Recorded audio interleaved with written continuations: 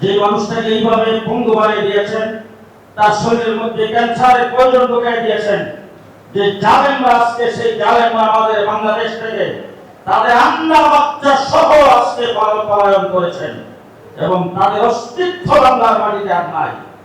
আমি আমার রেজুল ভাই সহ বিএনপি পরিবারের যারা এসেছেন আপনাদেরকে ধন্যবাদ জানাই বলবো, আপনারা যে কাজের উদ্যোগ নিয়েছেন এবং আমাদের এই এনামুল হাসান ফারুকীর খবর নেওয়ার জন্য যে আপনারা এসেছেন এবং জনাব তারেক রহমান সাহেব ওনাকেও ধন্যবাদ মোবারকবাদ জানাই, ওনারও শুকরিয়া আদায় করি।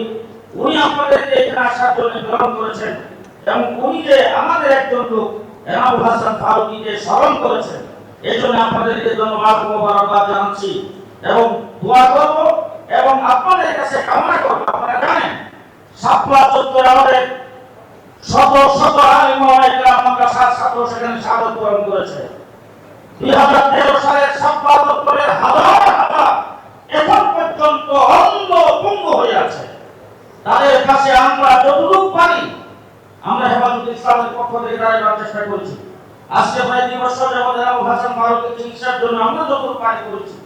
আপনারা যেহেতু আজকে যে কথা আপনাদের বিএনপি পরিবারের পক্ষ থেকে শুনেছি যে উদ্যোগ নিয়েছেন, আমরা মনে করি শাপলা চত্বর সহ এই 2024-এ আমার কর্মীরা ছাত্র যারা আহত হয়েছে, যারা শাহাদাত বরণ করেছেন, তাদের পরিবার এবং এই যে আহত রোগীদের পাশে আপনারা দাঁড়াবেন এবং আপনাদের খেদমত চলমান থাকবে।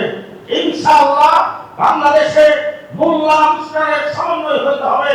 শেষ কথা আমি বলতে চাই, 2024-এ ফ্যাসিস্ট শেখ হাসিনা সরকারকে আমরা যেইভাবে ঐক্যবদ্ধ হয়ে মাঠে নেমে বিরাজ করেছি, সবকে মধ্যে দুর্ভাগ্যের ফাঁকল না করে আমরা ঐক্যবদ্ধভাবে আগামী দিনে ফেস করার পথ ব্যক্ত করে আমি আমার সংক্ষিপ্ত বক্তব্য শেষ করছি।